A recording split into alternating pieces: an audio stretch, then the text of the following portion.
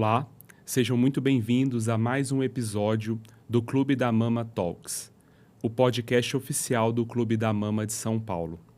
Aqui, reunimos especialistas para aprofundar discussões relevantes e debater dúvidas reais da prática clínica. Nosso objetivo é promover conhecimento e atualização contínua sobre o câncer de mama. Meu nome é Leandro Jonathan, eu sou médico oncologista e cofundador do Clube da Mama. E para esse episódio, eu tenho o prazer de receber meus colegas e grandes especialistas, o Dr. Rodrigo Distman, diretor médico e genômica do Laboratório OC Medicina de Precisão, e o Dr. Carlos Barrios, médico oncologista do Grupo Oncoclínicas e presidente do LACOG. Hoje, iremos discutir sobre a aplicabilidade da biópsia líquida no câncer de mama, onde estamos e para onde vamos.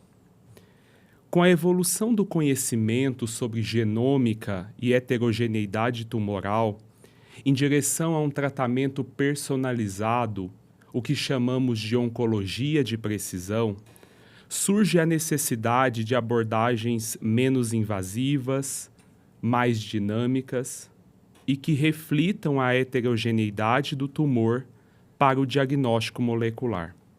Nesse cenário, a biópsia líquida apresenta-se como uma aliada estratégica. Rodrigo, começando a nossa discussão, eu gostaria que nós trouxéssemos o conceito de biópsia líquida, quais os componentes do tumor podem ser analisados e quais os fluidos corpóreos podem ser utilizados para essa finalidade. Olá, muito prazer estar aqui, poder contribuir com o Clube da Mama Talks, pois a biópsia líquida consiste na análise de componentes do tumor, que podem ser tanto células tumorais circulantes, mas principalmente material genético do tumor, seja, né, o DNA, o RNA, mas também proteínas e vesículas que são derramados na corrente sanguínea ou qualquer outro fluido corpóreo, né, com finalidade de entender a doença, né? Então, isso habitualmente hoje está disponível, pois na verdade apenas para DNA tumoral circulante ah, em sangue. Mas em teoria, e existe pesquisa mostrando que também podemos detectar esses componentes do tumor em qualquer outro líquido, né, fluido corpóreo, como poderia ser urina, ah, líquido pleural, líquor também. Mas comercialmente a gente tem disponível apenas a análise de DNA tumoral circulante no sangue. Isso pode ser feito na doença avançada, metastática, que é o que a gente vai conversar principalmente hoje, e cada vez mais também sendo estudado num contexto de doença mais inicial,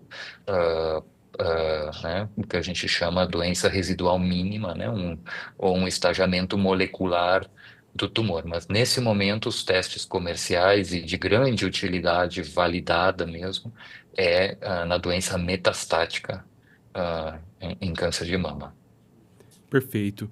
Então, acho que nós podemos concluir com a sua fala que a metodologia mais utilizada hoje na avaliação consiste do DNA tumoral circulante no sangue, sendo mais aplicável na doença avançada e metastática.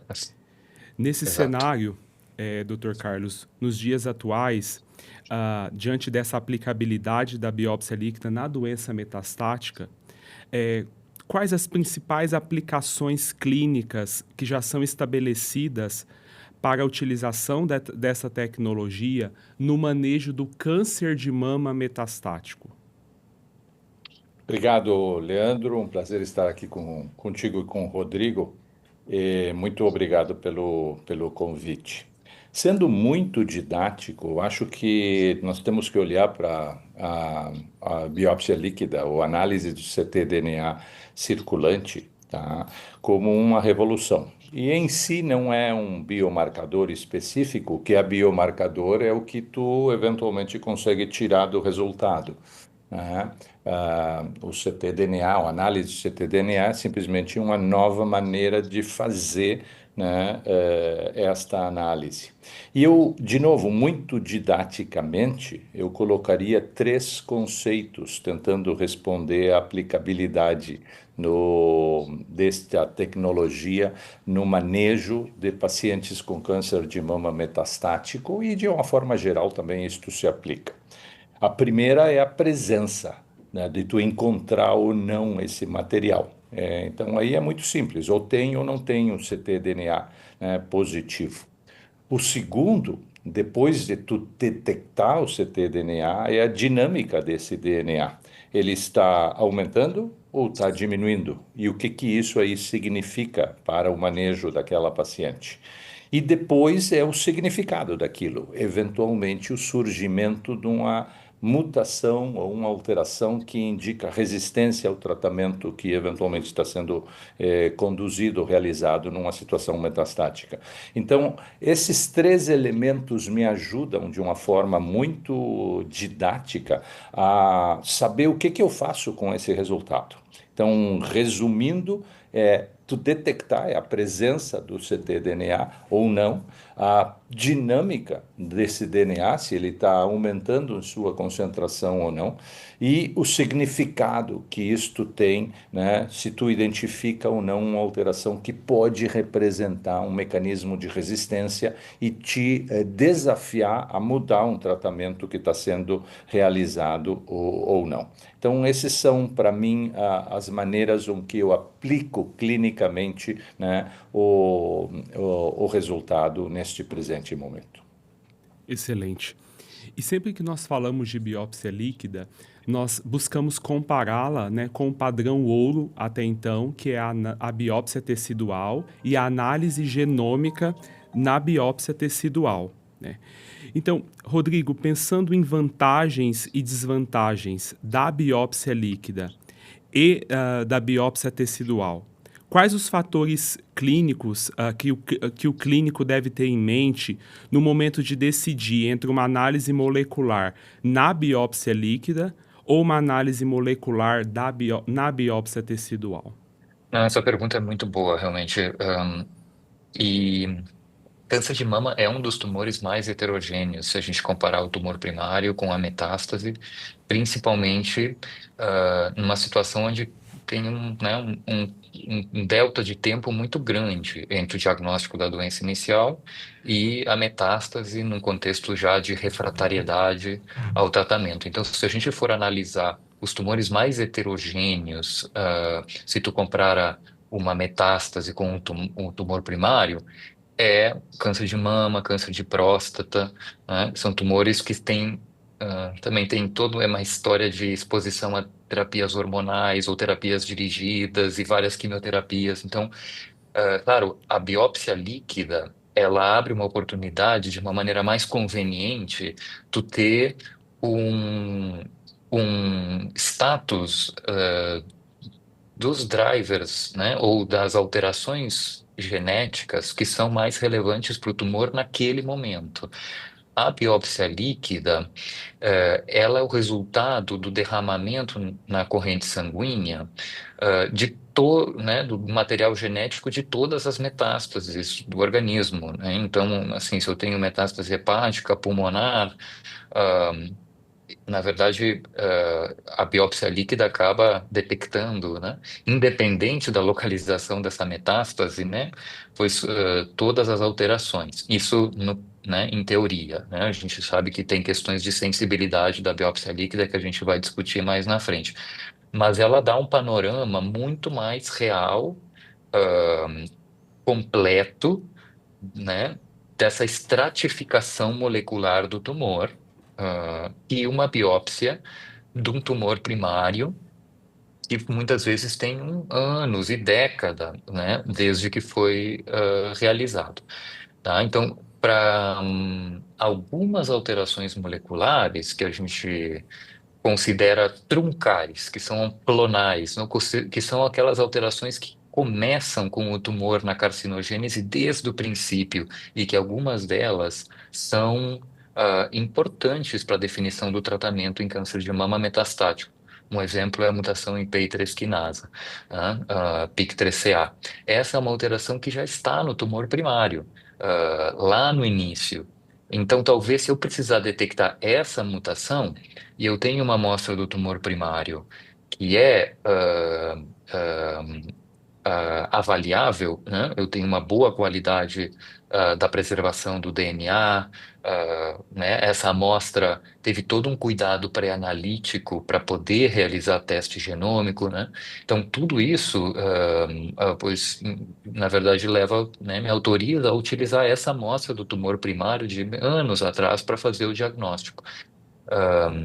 Mas para outras alterações moleculares, o tumor primário não é suficiente, porque elas são adquiridas ao longo da evolução da doença e podem realmente necessitar ou uma nova amostra de metástase, ah, que pode às vezes não ser representativa de né, de toda a genômica do tumor nesse momento, ou a biópsia líquida, né? Inclusive, ela dá muito mais comodidade, né, na hora e menos risco realmente, uma coleta de sangue que com um procedimento invasivo para a detecção de, né, alguma alteração relevante, né? Então, ela, sem dúvida, abre uma oportunidade aqui, né?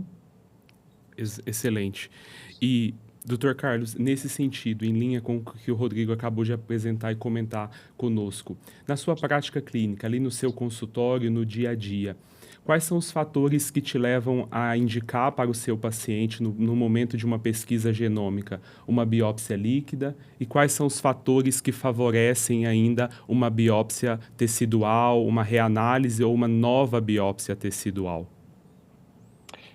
Isto pode ser discutido de diferentes maneiras, Leandro. Obviamente que a indicação do teste usar uma biópsia líquida, hoje em dia, né, obviamente depende do resultado e o que que tu vai fazer com o resultado, né? Quer dizer, se tu vai pedir uma biópsia líquida e aquele resultado vai influenciar um manejo diferente, uma conduta diferente, mudar um tratamento ou começar um tratamento, certamente isto deve ser considerado.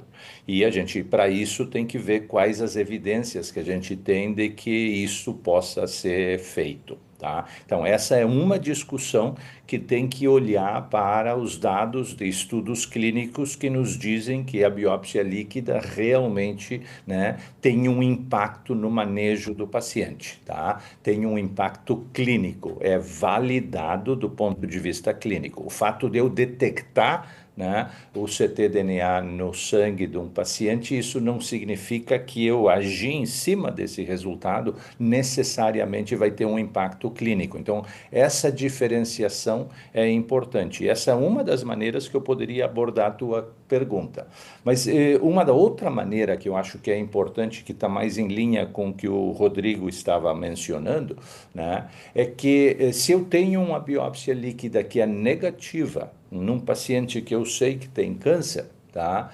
E eu estou procurando alguma alteração molecular específica, né? Ou alguma mudança, né, no perfil molecular que pode me ajudar no manejo do paciente, mudar o tratamento, eventualmente tenho que considerar, como o Rodrigo estava falando, né, a sensibilidade. Né? E, obviamente, o padrão ouro para encontrar uma alteração molecular, né, ainda continua sendo a biópsia tecidual. Tá? Existe uma limitação em relação à nossa capacidade, com os testes que a gente tem hoje, né, de identificar determinadas alterações moleculares no sangue periférico, né, de um paciente. Então, embora seja fácil, embora seja mais acessível, menos arriscado, mais conceitualmente mais fácil de oferecer para o paciente, nós temos que ver que a sensibilidade varia. O tumor interfere com a sensibilidade. O tipo de tumor metastático interfere com a sensibilidade. Tem alguns tumores que têm mais ou menos facilidade de colocar o ctDNA na circulação. O estágio da doença, não todos os pacientes com doença metastática têm o mesmo volume de doença e a gente sabe que existe uma correlação. tumores que têm mais volume têm mais chance de eventualmente ter ctDNA positivo, e é natural que isso seja assim. E também a localização. Metástases cerebrais, pelo menos, tem em alguns estudos evidências de que não se refletem no ctDNA tão facilmente. Então, existem situações clínicas que devem ser consideradas. O conceito, sendo didático aqui para quem está ouvindo, é que se eu tenho um ctDNA negativo no sangue de um paciente, isso não significa que aquele paciente tenha, né, não tenha nenhuma alteração. E nessas situações, o teste do tecido tumoral pode sim nos ajudar nesse sentido. São coisas complementares. Então, eu tenho que pedir o exame, eu tenho que saber por que eu estou pedindo o exame, como é que eu vou usar esse resultado e, eventualmente, se aquele resultado é importante, isto, por exemplo, em câncer de pulmão é bem estabelecido, se eu tenho um ctDNA negativo para algumas mutações, como, por exemplo, o EGFR no sangue, eu tenho que ir no tecido e eu encontro no tecido situações em que isso não é refletido, não se reflete no sangue periférico. Então, essas limitações são importantes, mas é, sem dúvida nenhuma, um teste que nos ajuda muito, principalmente quando é positivo, né? Mas todo mundo tem que saber que existem limitações de sensibilidade que precisam considerar uma biópsia do tecido tumoral quando o resultado inicial é negativo. Essa Eu resposta é. posso, per- Por favor, Rodrigo. desculpa, Imagina. eu posso interromper? Não, aqui na verdade já fazer uma adição. É muito importante esse conceito da sensibilidade, né, do falso negativo em biópsia líquida, né? Ah, Hoje a gente sabe que a concordância é mais de 80, 90%. Se eu faço uma análise, né, de um tecido com a biópsia líquida, né? Tem vários estudos, eles não sempre concordam no tempo entre a amostra tecidual e a biópsia líquida, é difícil às vezes interpretar, mas a gente considera realmente que, né, 80, 90% das alterações que são relevantes em câncer de mama a gente detecta com a biópsia líquida. Mas claro, um receptor hormonal positivo, HER2 negativo, metástase pequena, óssea, pleural, ou um tumor com metástase cerebral exclusiva. Não é um paciente de biópsia líquida, né? O Dr. Carlos já comentou, não é um paciente que não vai ter a sensibilidade suficiente com as técnicas comercialmente disponíveis agora aqui para detectar os drivers relevantes. Então, eu acho que entendo o tecido e a gente conseguindo analisar o tecido sempre, né, muito claro qual é qual é a epidemiologia molecular desse tumor, o que que eu estou buscando, né? O que que eu estou buscando com essa biópsia líquida? É detectar A, B, C, D e E. Então, poxa, funciona com tecido, né? Como eu comentei, essas alterações muitas vezes são clonais, elas estão já desde o início da carcinogênese, pois o tecido é mais que suficiente. O outro contexto é o de resistência aos tratamentos, que a gente vai comentar também, e aí entra a questão da necessidade de utilizar a biópsia líquida para alterações emergentes, né? Mas também impacta a questão de volume de doença metastática que o paciente tem, né? Então, assim, a gente, né, não vai sempre ter essa limitação. E se eu quiser avaliar alterações complexas em número de cópias de genes, fusões, que não é muito importante câncer de mama, mas né, eventualmente para algum subtipo histopatológico raro, ou TMB, né, carga mutacional tumoral, que tampouco é em câncer de mama crítico, né, na maioria dos casos para decisão terapêutica, mas claro, são coisas que a biópsia líquida tem intrinsecamente menor sensibilidade, menor capacidade de detecção. Então, claro, sempre primeiro a pergunta na cabeça do médico, médica, o que que eu estou buscando, né? O tecido do primário vale, né? A gente começa por aí, entendo material insuficiente, sem qualidade, né? Considerar, pois, a biópsia líquida e definir bem o timing dessa coleta de biópsia líquida, né? Ou seja, é o momento de eu coletar a biópsia líquida dessa paciente para doença metastática, né? Então a gente pode entrar nesses detalhes também agora. Perfeito. E, Rodrigo, assim, nesse aspecto, um cenário que é muito comum, né, que vocês dois acabaram de citar, a doença óssea exclusiva no câncer de mama metastático, né? Quando a gente fala de Uhum. de uma oligoprogressão óssea, um sítio único de doença óssea, talvez a biópsia líquida ali não é a melhor opção para essa paciente. Mas é diferente de a gente falar de uma paciente com doença óssea exclusiva, com muita doença óssea, com todo o esqueleto axial, esqueleto apendicular. Nesses casos, seria um caso, se você não tem ali um tecido de partes moles que você possa biopsiar, a gente sabe a limitação do osso para análise molecular. Nesse caso, você concorda que a biópsia líquida poderia, sim, a depender do volume de doença, ser uma opção na doença óssea exclusiva? Exatamente, né? E aí a gente, na verdade, precisa realmente entender, né, que tipo de teste eu vou fazer em biópsia líquida e, como comentava o doutor Carlos, né, em tendo um resultado negativo, por completo, zerado, né?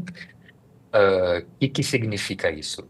Né? É um wild type selvagem informativo, ou seja, eu tenho evidências né, que tecnicamente a biópsia líquida detectou material genético, mas foi realmente negativo para os drivers em câncer de mama, ou ela é uma negativo, wild type, não informativo, porque a gente não sabe se ele chegou a detectar material genético suficiente para chegar, né, a um resultado conclusivo. Então, isso está começando agora, a gente está começando a entender quais são os parâmetros na biópsia líquida que eu posso analisar e dizer, não, é selvagem e eu estou tranquilo, não preciso correr atrás do osso para chegar ao resultado. Ou não, eu não tenho capacidade de assumir que essa paciente não tem uma alteração importante, tá? Então, isso agora a gente está entendendo e é um momento ainda de desenvolvimento tecnológico, né? E nessa linha, se você pudesse dizer para nós, assim, para o clínico, alguns critérios objetivos que na leitura de um laudo podem ser uma pista, quando esse laudo fornece, né? Porque nem todos os laudos fornecem Uhum. esses parâmetros. Mas quais os parâmetros o clínico pode olhar para mostrar assim, não, essa biópsia líquida não é um resultado negativo, é um resultado não informativo, pode ser um falso negativo. Quais esses parâmetros Exato. objetivos que o clínico tem que olhar no laudo quando disponível? Então, tem algumas técnicas de biópsia líquida que dão um valor que chama fração tumoral, tá? Que é, na verdade, uma maneira de quantificar quanto do material genético na corrente sanguínea, que está livre na corrente sanguínea, é derivado do tumor.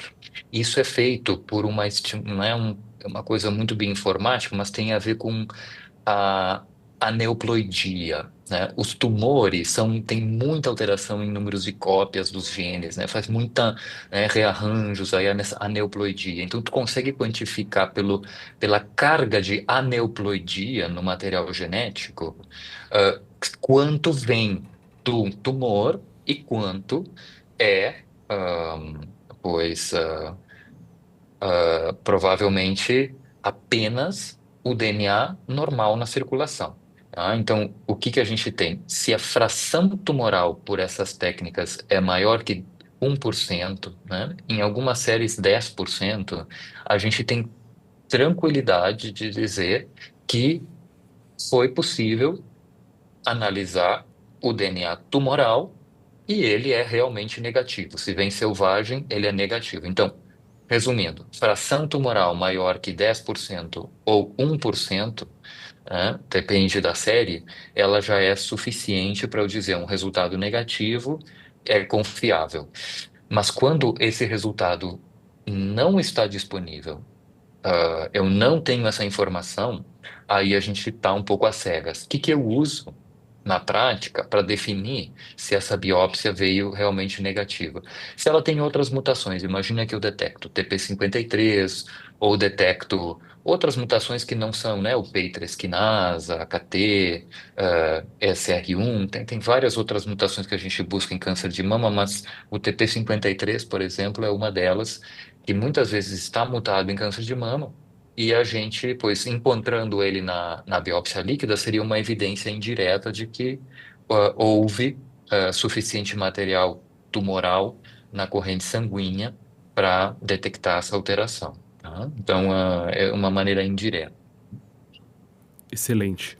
Caminhando um pouquinho na nossa discussão, né, nós iniciamos com o conceito e concordamos que a maior aplicabilidade hoje é a detecção do ctDNA no sangue e isso tem mais aplicação no cenário da doença metastática. Em câncer de mama, guidelines internacionais, recomendações internacionais recentes ainda afirmam que há um cenário específico do câncer de mama onde nós temos mais utilidade clínica para a utilização genômica e da biópsia líquida, que é no câncer de mama, receptor hormonal positivo, metastático, principalmente pós-progressão à terapia de primeira linha baseada nos inibidores de ciclina. Então, esse é o cenário que nós temos hoje por guideline, a maior utilidade clínica da genômica e como uma opção a biópsia líquida. Nesse aspecto, Dr. Carlos, quando o senhor tem ali uma paciente em progressão à terapia de primeira linha, baseada nos inibidores de ciclina, que o senhor considera essa paciente elegível para algum tratamento e o senhor deseja pesquisar a mutação em ESR1 e ESR1 para essa paciente. Pensando na característica dessa mutação, no que nós discutimos até agora, qual seria o método de escolha, o método genômico de escolha? Biópsia tecidual ou biópsia líquida nesse cenário? Obrigado pela pergunta. É uma pergunta extremamente importante e com aplicabilidade clínica muito, muito crítica e com perspectivas de evolução. Estamos evoluindo nesse sentido. 3 comentários, basicamente, respondendo a tua pergunta no final. O primeiro, relacionado às coisas que o Rodrigo estava dizendo, é fundamental que o médico que vai pedir o teste saiba qual é o teste que ele está pedindo, tá? Existem testes que não podem prescindir do resultado da análise genômica do tumor primário, porque tu vai procurar aquelas alterações que eventualmente estavam presentes naquele tumor primário. Isso que a gente chama de um teste que é informado pelo tumor. Tá? O Tumor Informed Testing, existem a maior parte dos testes que eventualmente estão em uso clinicamente, fazem esse tipo de análise. Existem testes que podem ser feitos, né, e tecnologias que podem ser feitas que prescindem disso e que não são informadas pelo tumor. Então, não é uma coisa mágica, isto é algo que o médico que vai pedir o teste tem que saber o que ele está pedindo. Então, conhecer, e tu tens, Leandro, um slide que tu apresenta em alguma das tuas apresentações, muito útil, descrevendo as diferentes tecnologias que existem comercialmente disponíveis e o que cada uma dessas tecnologias oferece. Então, o clínico que está pedindo o exame tem que saber disso, esse é um aspecto muito, muito importante. O segundo aspecto que eu acho que já mais dirigido à tua pergunta é que existem evidências muito claras que tu consegue detectar a presença de mutações de ESR1, né, precocemente antes, né, do desenvolvimento de doença por imagem ou progressão por imagem em pacientes com doença metastática. E nesse sentido, os estudos mostram muito claramente que a biópsia líquida é o método de escolha para detectar ESR1, né, quando ele eventualmente vai surgir. Então, nesse sentido, né, já respondendo mais diretamente a tua pergunta, né, nessa situação de um paciente que está progredindo ou está em tratamento em primeira linha, né, para câncer de mama receptor hormonal positivo com inibidor de ciclina, né, o uso dessa tecnologia procurando uma mutação de ESR1, certamente a biópsia líquida nos ajuda nesse sentido. E o crítico nessa situação, o que que a gente faz com o resultado? Como tu bem dissestes, né? Se a gente usa os dados do Emerald, mostra que se tu tem a detecção da mutação e eventualmente usa um novo search, como o LS-estranto nesse sentido, né? Tem os outros, o imulestranto, o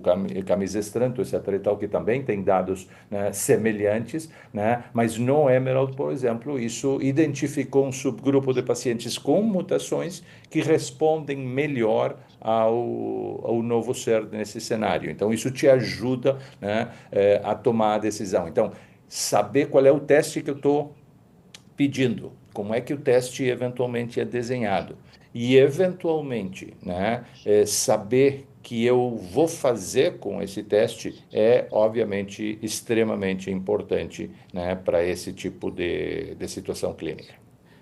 Excelente. E aí, quando a gente usa por exemplo, na pesquisa de uma mutação em SR1 por biópsia líquida, Rodrigo, um constante, às vezes, desafio para o clínico na interpretação é a frequência alélica. Porque, sendo essa uma mutação subclonal, né, de resistência, como você já bem explicou, muitas vezes a frequência alélica desse achado é uma frequência alélica baixa e o clínico tem dúvida se ele deve considerar ou não a frequência alélica. Foi encontrada a variante em SR1, mas uma frequência alélica menor que 1%. Eu acho que o paciente não vai derivar benefício desse tratamento. Esse raciocínio, ele procede? A frequência alélica é determinante na indicação do tratamento numa variante como essa ou não? Uhum. Bom, esse é um tema que também a gente tem que esclarecer, né, fator de confusão, né? Quando eu conversei antes, né, a gente falava sobre a fração tumoral. A fração tumoral não é a frequência alélica. A fração tumoral é, né, quando a gente falou tem que ter mais de 1%, né, ou 10% idealmente, isso é outro número, não tem, né, uma métrica diferente da frequência alélica, tá? Então, mas em tendo o resultado positivo, e a gente recebe na biópsia líquida a frequência alélica, né?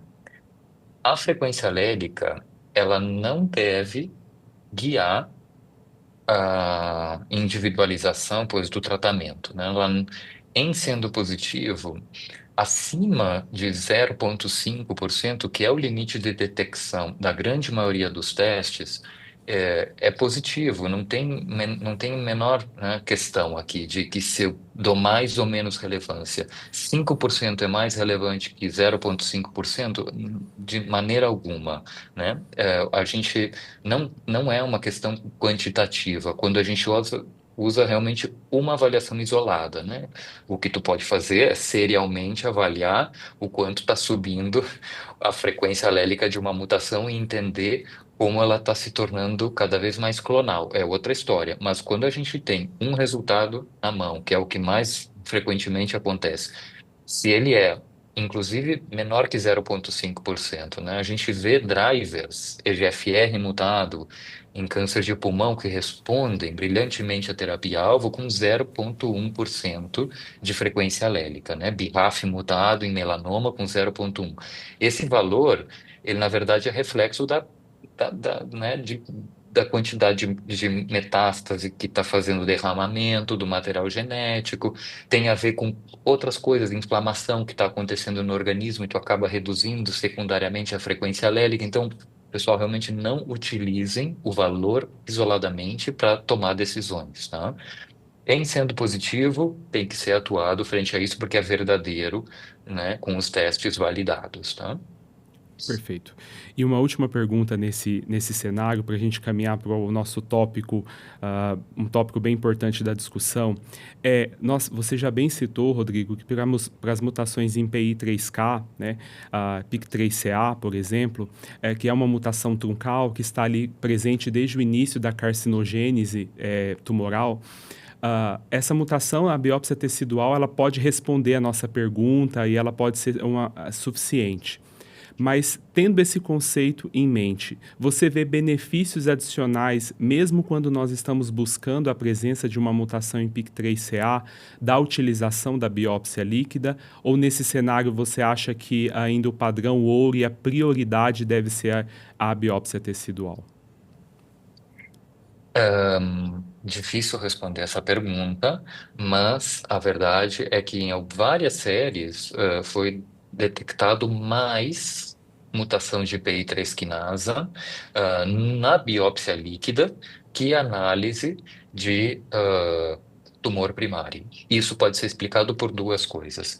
Primeiro, porque tecnicamente o tecido falhou, né? A gente pensou que estava funcionando o sequenciamento genético, mas por questões de qualidade, né, amostras muito antigas e tal, realmente perdeu essa variante, tá? Então é possível, sim, que a gente detecte mais mutações de PI3 quinasa na biópsia líquida, porque a gente tem mais, né, volume de doença nesse momento e a técnica é muito sensível e muito potente para detectar essa alteração.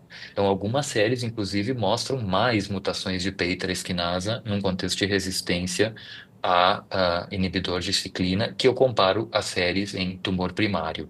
Mas isso não deveria ser realmente o que guia a seleção do teste, né? A gente entende uma amostra de primário, né, que tu confia no laboratório e no teste, ele é suficiente, tá? Essa seria a minha conclusão. E a outra pois será que existe uma seleção de clones PI3 quinasa mutado ao longo do tempo? Pois poderia ser, mas eu acho muito menos provável, porque realmente a mutação de PI3 quinasa, inclusive AKT, né, estão lá desde o início da carcinogênese. A gente está buscando outras coisas como ESR1, ah, eu acho que inclusive até algumas mutações de BRCA somática, aí tem mais dado mostrando que a metástase e a biópsia líquida têm um grande valor, né? Excelente. Então, nós estamos discutindo até o momento o papel da biópsia líquida na genotipagem, na identificação de biomarcadores para o tratamento do câncer de mama metastático. Mas nos últimos anos, e mais especificamente no último Congresso Americano de Oncologia, nós começamos a observar o papel da biópsia líquida no monitoramento da doença do câncer de mama metastático receptor hormonal positivo, né? Nós tivemos inicialmente a apresentação e a publicação do estudo PADA-1, que avaliou pacientes em tratamento de primeira linha com inibidor da aromatase e palbociclib, sendo monitorados, né, de forma seriada por ctDNA para a detecção de mutações em SR1, o gene do receptor do estrógeno. Para aquelas pacientes que tiveram a detecção dessa mutação sem evidência radiológica e clínica de progressão de doença, a mudança precoce da endocrinoterapia de inibidor da aromatase para o fulvestrant, mantendo o palbociclib, levou a um aumento significativo de sobrevida livre de progressão, com um ganho aí, absoluto de 6 meses, um hazard ratio de 0,61. 62% das pacientes que se mantiveram no tratamento padrão após a detecção da mutação em SR1, após a progressão clínica, elas tiveram a oportunidade de receber o crossover com a introdução do fulvestrant. E para esse subgrupo, elas tiveram uma sobrevida livre de progressão de 3,5 meses, relativamente curta.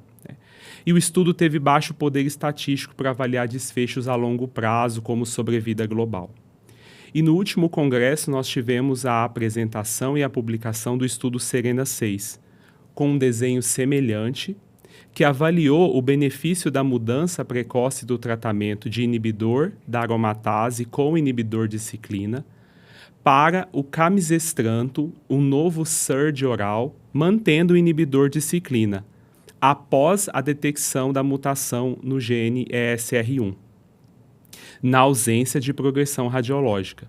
E o estudo também demonstrou um importante ganho em sobrevida livre de progressão, de 16,2 meses para o braço experimental, versus 9 meses no braço padrão, hazard ratio de 0,44, associado com um importante incremento em qualidade de vida. Os pacientes que fizeram a mudança precoce do tratamento tiveram um intervalo significativamente maior para a piora da qualidade de vida, de 23 meses versus 6,4 meses, um hazard ratio de 0,53. Com esses dados, nós podemos estar diante de um potencial, de uma potencial estratégia que é uma mudança do paradigma do acompanhamento e do monitoramento do câncer de mama metastático. Nesse cenário, Rodrigo, do ponto de vista do desenho do estudo e principalmente de estratégia molecular, quais as principais diferenças que você visualiza no estudo PADA-1 e no estudo SERENA-6? É muito importante. Então, a gente estava falando até agora do uso da biópsia líquida no contexto de, né, eu estou com a doença metastática sem tratamento, né, virgem de tratamento ou com clara progressão de doença e eu preciso fazer uma estratificação molecular, detectar os drivers, né, para eventualmente ajustar o tratamento. O Serena 6, desenhado também em função dos resultados muito promissores do PADA-1, já colocam a biópsia líquida num contexto de estagiamento molecular durante um tratamento, né? Então, aqui, a questão de sensibilidade da técnica é muito importante. Então, não é uma paciente em progressão que está, né, com a doença aí explodindo, né? É uma paciente que está em resposta, em benefício clínico com o tratamento. Então, eu preciso realmente encontrar, né, resíduos de que algum clone de resistência começa a aparecer. Então, o PADA-1, ele detectou essas mutações de ESR1, fazia um teste de PCR digital, né? E né, talvez um dos testes mais sensíveis para detectar as mutações de ESR1, com sensibilidade que vai até inferior a 0,1%, tá? Muito sensível. O problema é que ele consegue detectar algumas variantes de ESR1 e nenhum outro gene mais. Ele vê apenas alguns hotspots, né, variantes frequentes de ESR1, com alta sensibilidade. O teste foi feito cada 2, 3 meses, um pouco, né, desde o início da doença. No Serena 6, é um paciente diferente. É um paciente que já, né, realmente tinha pelo menos 6 meses de uso de inibidor com CA, que não estava em progressão clínico-radiológica e que fez uma técnica diferente, que é o sequenciamento de nova geração, o NGS, com um painel que tem uma sensibilidade de 0,5% para detectar as variantes, né? Então, aumenta um pouco, diminui a sensibilidade, aumenta um pouco a necessidade de tu ter, né, mais mutações para conseguir detectar. E ele foi feito habitualmente por volta dos, né, começa lá pelos 9, 12 meses, a maioria das pacientes no estudo, a gente não tem detalhes, começou um pouco mais tarde esse monitoramento, tá? E, repito, técnica de NGS que vê o ESR1, mas também vê todas as outras, né, dezenas de outras genes com as alterações, né? A gente não tem esses dados ainda, não foi publicada essa informação, mas a gente suspeita que o fato de poder olhar outros genes também, nesse contexto de monitoramento, poderiam dar mais informação para guiar a estratégia a seguir, tá? Então, esses seriam provavelmente os grandes diferenças entre os estudos, né? Excelente. Historicamente, Dr. Carlos, estudos anteriores, eles buscaram avaliar o impacto da mudança terapêutica baseada em marcadores tumorais, por exemplo, CA125 em câncer de ovário, e até mesmo na detecção de células tumorais circulantes em câncer de mama metastático. E esses estudos, eles falharam em demonstrar benefício a longo prazo, um benefício oncológico sustentado. Com os dados que nós temos até o momento do estudo Serena 6, na sua percepção, o senhor acha que essa estratégia de mudança terapêutica baseada na progressão molecular pelo ctDNA pode ser mais uma dessas estratégias que não vai ter um benefício comprovado a longo prazo? Ou o senhor acredita que essa estratégia molecular pode ser uma forma de seleção de pacientes que vão ter um benefício prolongado em terapia de primeira linha, baseado em inibidor de ciclina e terapia endócrina, mantendo uma excelente qualidade de vida. Seleção de pacientes, Leandro, certamente é uma resposta para praticamente tudo numa doença heterogênea como o câncer, né? Então, tu respondendo nesse sentido, tu provavelmente vai estar sempre correto. Mas sendo extremamente didático para quem está ouvindo, tá? A tua resposta, ou a resposta à tua pergunta, né? Quando que a gente vai usar isto clinicamente, ou será que tu fazer uma detecção por um biomarcador como o CA125, célula tumoral circulante, como já se tentou antes, etc. e tal, tá? Não chega. Existe um binômio que é absolutamente essencial para esta situação e que tem que ser considerado e tem que ser muito bem reconhecido, tá? Existe um conceito na oncologia geral que é um dogma que tu fazer o diagnóstico precoce, tu fazer a detecção precoce, leva a um resultado melhor. Mas não é só isso que a gente tem que considerar dentro desse conceito. Claro que detecção precoce parece ser melhor, mas isso é melhor se tu tem um bom tratamento. Se tu não tem um tratamento que tem impacto naquela doença que tu está detectando precocemente, não vai acontecer nada, certo? Então, tu tem que detectar precocemente, mas também tu tem que fazer alguma coisa que realmente tenha um impacto na história natural daquela doença, tá? Então, assim, veja o que aconteceu com fulvestranto como um exemplo. Então, para mim, o Serena 6, e aqui eu estou começando a responder a tua pergunta, o Serena 6 certamente é uma prova de conceito que se confirma, tá? Porque tu tem as duas coisas. Tu detecta uma doença mais precocemente, tem um clone que está surgindo ali, que é ESR1 mutado, tá? E que eventualmente é resistente ao tratamento que tu estavas fazendo antes, tá? O fulvestranto com o inibidor de aromatase com o inibidor de ciclina, tá? Então, aquelas células começaram a crescer e, com pressão terapêutica, vão se expandir até resultar numa progressão clinicamente evidente por imagem, tá? Então, a pergunta é: será que nós temos um tratamento que funciona nesse grupo de células antes que elas se transformem num nódulo de 2 centímetros no fígado ou no pulmão, né? Então, é importantíssimo nós considerarmos, no ponto de vista de desenvolvimento, esse binômio. Eu posso sim detectar precocemente, a gente sabe que consegue. Agora, eu tenho um tratamento eficaz que pode fazer com que a evolução dessa doença melhore, mude, né? Então, é isto que é importante. E aí nós temos uma diferença importante entre o PADA-1 e o Serena 6, que eu acho que é uma das coisas que vai gerar mais discussão daqui para frente na interpretação dos resultados. Como tu bem disseste, 62% das pessoas, das pacientes tratadas no PADA-1, receberam no momento, né, da progressão clínica por imagem fulvestranto. E nesse grupo de pacientes, a diferença que era de 6 meses inicialmente em PFS, de 5 para 12, ou 5 para 11 e pouco meses, né, se diminuiu para 3 meses.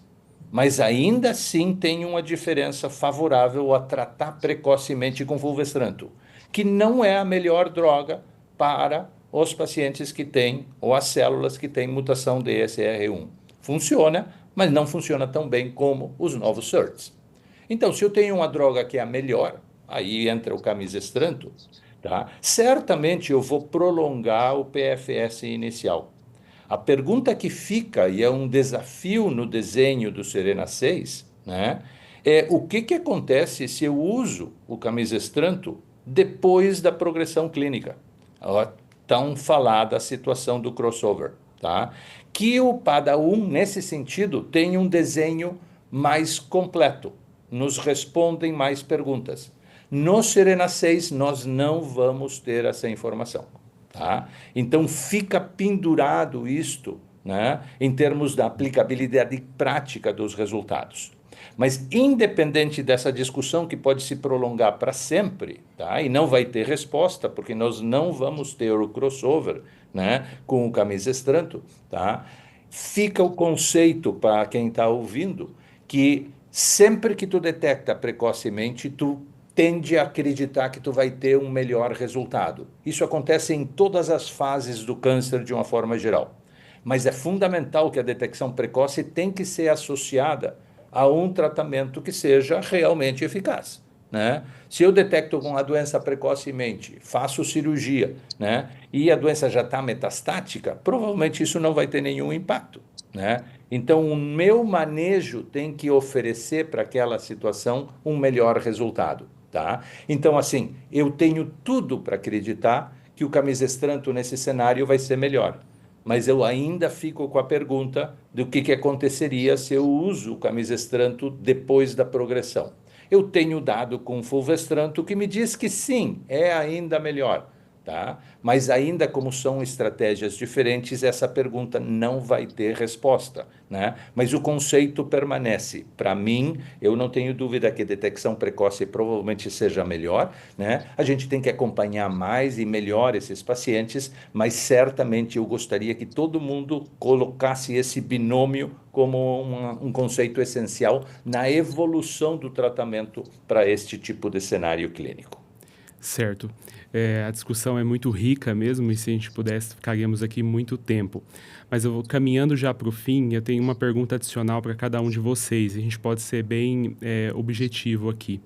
Doutor Carlos, eu vou te fazer uma pergunta nesse cenário, acirrando um pouquinho mais e te pressionando um pouco mais, que eu acho que é a pergunta que os oncologistas do Brasil gostariam de fazer para um especialista como o senhor. Se nós tivéssemos o camisestranto hoje aprovado no Brasil, diante do benefício de sobrevida livre de progressão 1 do Serena 6, o impacto em qualidade de vida, e quando a gente contrapõe isso com os dados do PFS dessas terapias, né, mesmo os novos SERDs orais em segunda linha, um PFS de 2 a 6 meses, o senhor acha que nós já estaríamos, com os dados que nós temos do Serena 6, prontos para implementar isso na prática clínica? Sim, não, talvez. Não, eu não tenho dúvida que sim. As limitações que a gente tem aqui são as limitações, obviamente, de acesso e custos, né, relacionados a isso. Mas intuitivamente, eu acho que novos dados vão surgir que vão sustentar esse conceito, né? Mas se eu tenho um tratamento que é mais eficaz e eu trato o paciente mais precocemente, eu vou ter um melhor resultado.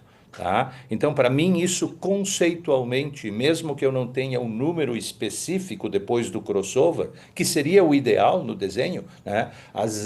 Os desenhos dos estudos clínicos não contemplam isso na maior parte das vezes, e é um defeito que todos nós temos do ponto de vista de desenho de estudo, principalmente os estudos acadêmicos, e a gente tem que corrigir isso, né? Tem que se preocupar com isso, mas respondendo diretamente, se eu tivesse acesso, né?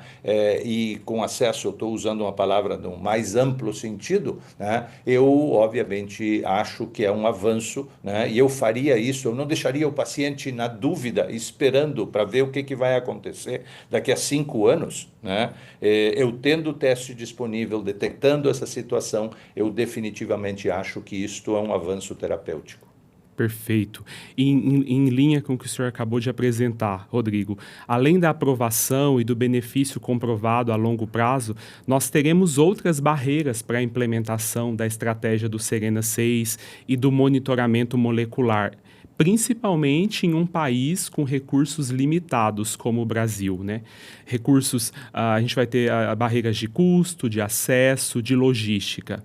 Nesse contexto, Rodrigo, como um grande especialista em genômica, você visualiza estratégias alternativas e customizadas que podem facilitar a implementação do monitoramento molecular no câncer de mama metastático? Sim, eu vejo que a gente precisa ter os dados genômicos do Serena 6 publicados. Isso não foi disponibilizado ainda, mas eu tenho certeza que vai ser possível, entendendo qual é a dinâmica, né, dessa mutação do ESR1 qual é o momento do tempo onde mais frequentemente a gente detecta essa mutação, com que frequência eu tenho que buscar? Talvez a gente tenha que começar a buscar aos 12 meses e fazer aos 12, aos 15, e a partir daí talvez não tenha que buscar mais, mas se eu tiver dois, três momentos do tempo, né, e talvez fazer não um NGS, porque eu acho que as novas técnicas de PCR para mutação de ESR1 são altamente sensíveis, né, nos moldes do Padawan, e agora estão sendo customizadas, né, para cobrir mais e mais variantes do ESR1,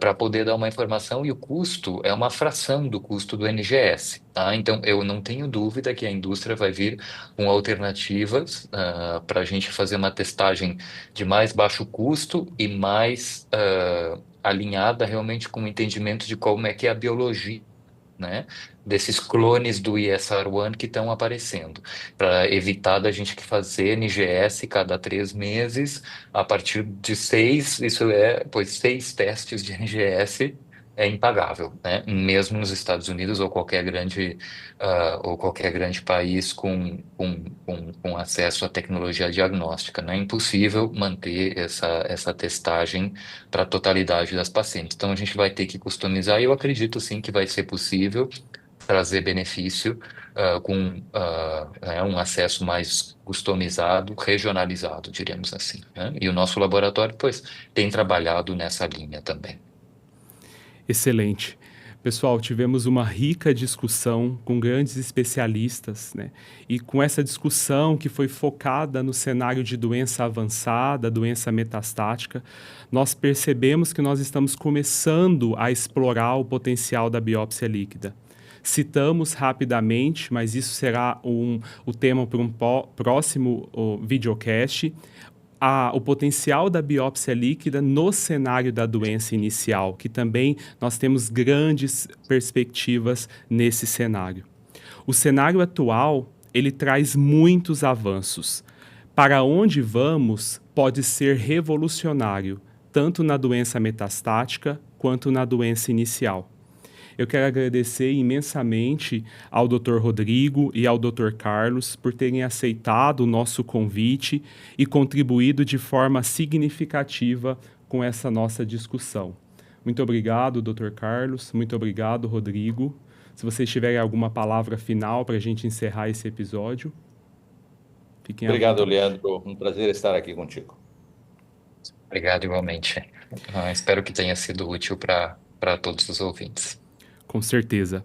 Obrigado por ouvirem o Clube da Mama Talks, o podcast do Clube da Mama de São Paulo. Lembramos que esse podcast não substitui a consulta médica, assim como pode incluir opções terapêuticas ou diagnósticas não aprovadas para uso clínico no Brasil. Fiquem ligados nos nossos canais do Clube da Mama, tanto no YouTube, no Spotify e no Instagram. Em breve voltaremos com mais discussões. Até a próxima.